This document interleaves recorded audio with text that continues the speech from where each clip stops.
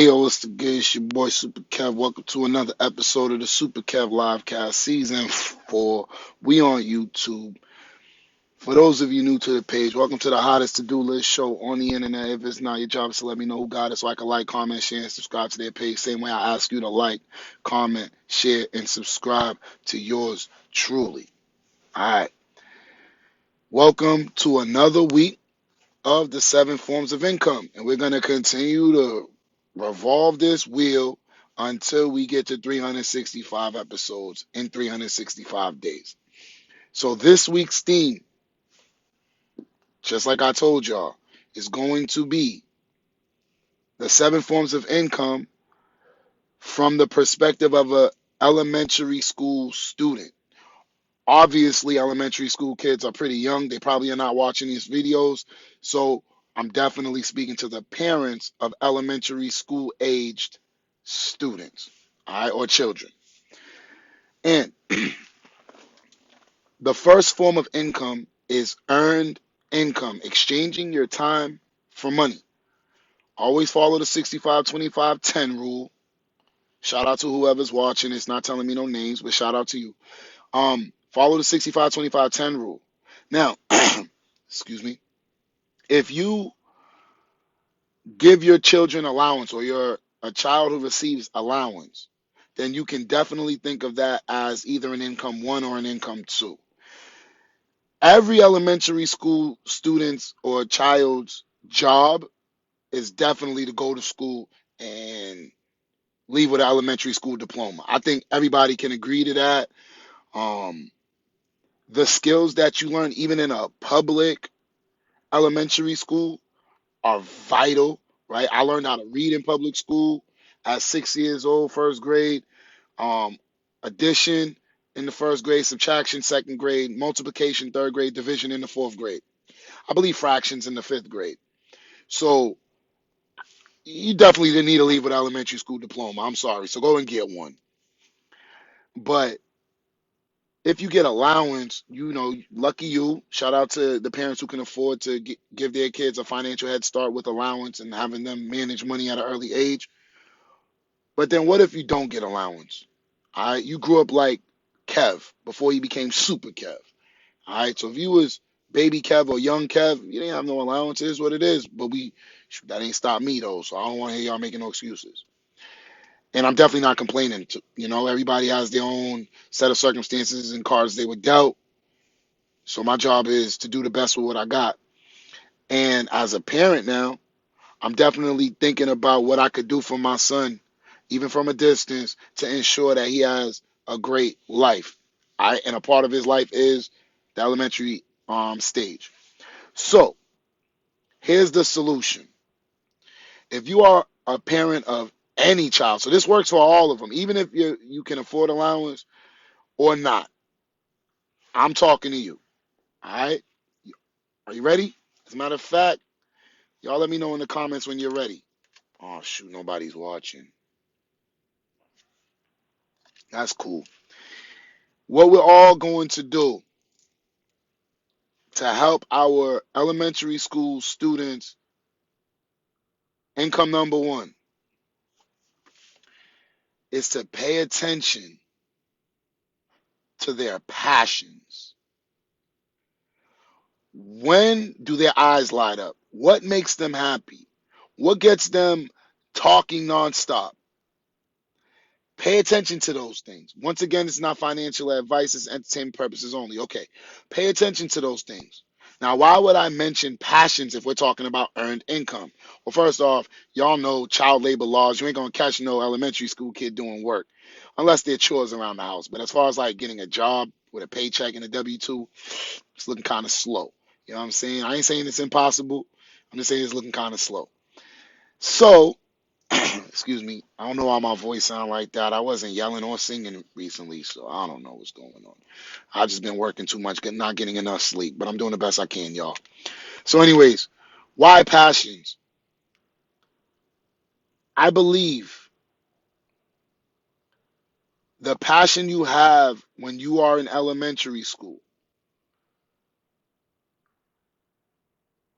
I believe that passion does not go away. That's just an opinion of mine.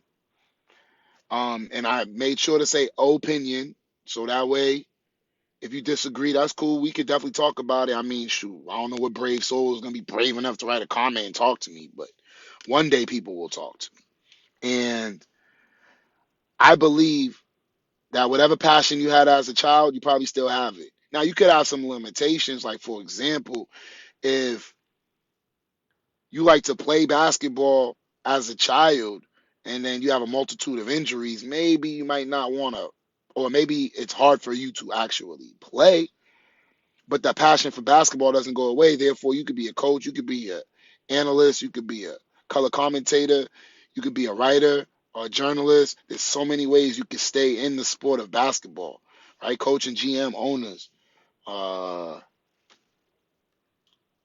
whatever, right? The possibilities are endless. So that's just an example. I love basketball. I was never passionate about basketball like that. I didn't really play sports like that growing up. So, you know what I mean? I really love watching it, but, you know, everybody's different. I got my own passions. Um, One of my passions is video games, straight up. And had I had a support system that understood that my passion for video games was not a problem, if you grow up in a Haitian household playing video games too much, yeah, it's a problem. So, you know, my family didn't quite understand that the games was making me feel good. The games was actually helping develop a part of my brain. All right, so obviously there's a social aspect that whatever. But when I play my video games, it's very mathematical, right? Pattern based. You got the music, and I'm actually good at video games too. So I got the hand-eye coordination or whatever. So fast forward 30 something years, and look, video games is everywhere. Now, had I pursued my passion for video games since a little kid, who knows where that could have taken me as an adult. All right. Another thing, another passion of mine is music. And because my schools didn't offer me music, I built my own music studio. So I still play video games on occasion. I don't play as much as I would like to because I'm a busy guy. And another passion of mine is music. So I built a music studio. I built a music business. And eventually, when I win a Grammy and a Pensado Award, you guys are going to know, like, oh, wow, he put in the work.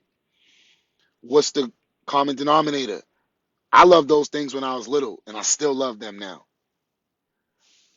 So what we can do as responsible parents is to pay attention to what our children like. So I don't think my Haitian family should have told me I play video games too much. I think they should have bought me more. I don't think my public school should have said you talk too much. We're not going to put you in music. I just fundamentally disagree with that notion. So I'm not going to complain too much about it. Build my own stuff.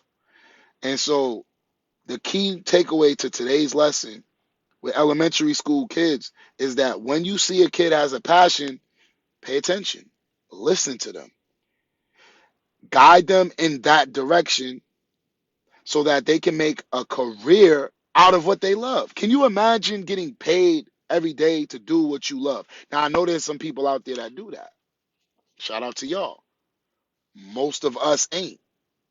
So can you imagine getting paid for what you love to do? It don't even be feeling like work. When I was teaching math, it never felt like work.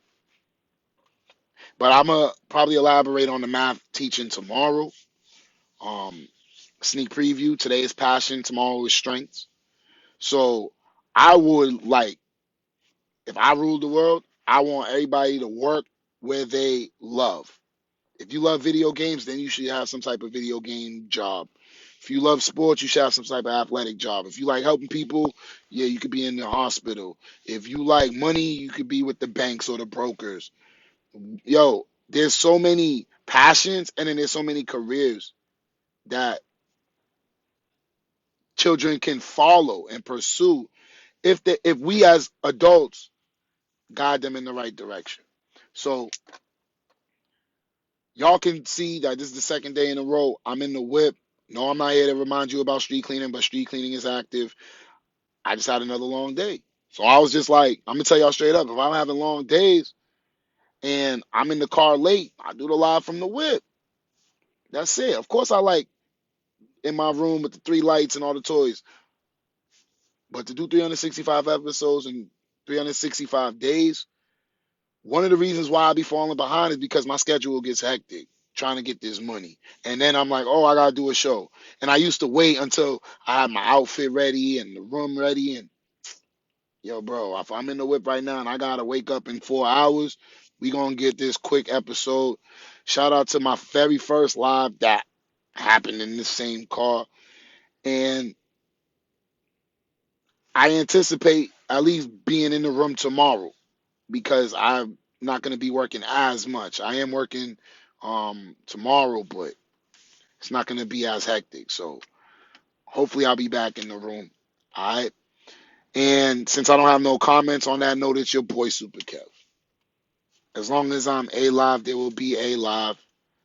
Yo, my body is sore, my feet hurt. I'm tired and I gotta wake up in a few hours and do it again. But I hope y'all appreciate the content. Remember, pressing like, pressing comment, pressing share, and pressing subscribe is free.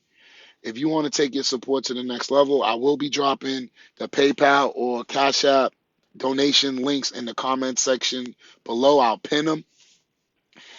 And you don't have to, but if you do, you're helping accelerate the school that I'm going to open because I'm going to open it regardless, whether, you know, through hell or high water, I'm going to open that school. And I'm going to fund it with my own money, whatever money I got, which is why you see me working so hard. But your donations definitely help accelerate that process. So you already know what it is. We got the car light shining on me. So that's my cue to get out of here. I love y'all. Peace mode.